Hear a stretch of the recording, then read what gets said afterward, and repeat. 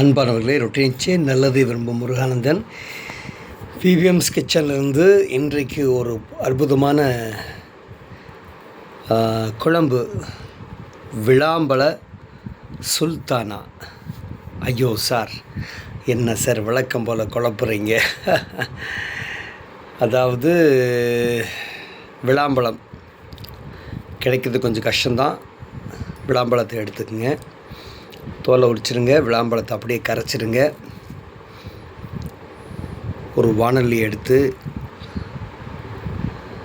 அதில் இந்த விளாம்பழத்தையும் போடுங்க. விளாம்பழத்தை போட்டு அது கொஞ்சம் புளியும் சேர்த்திக்கங்க.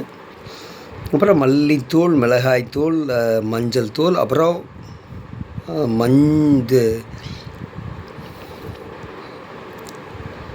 மிளகாய்கள் கொஞ்சம் அதிகமாக எடுத்துக்கணும், கொஞ்சம் அதிகமாக சேர்த்திக்கணும்.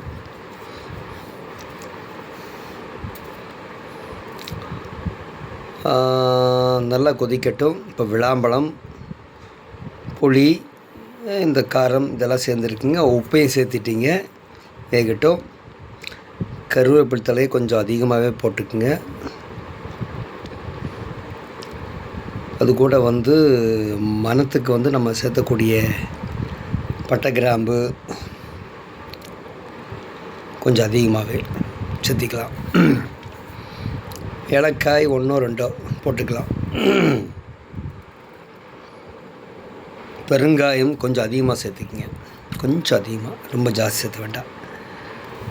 ஓகே. கருவேப்பிலையை போதுமான அளவுக்கு சேர்த்துக்குங்க.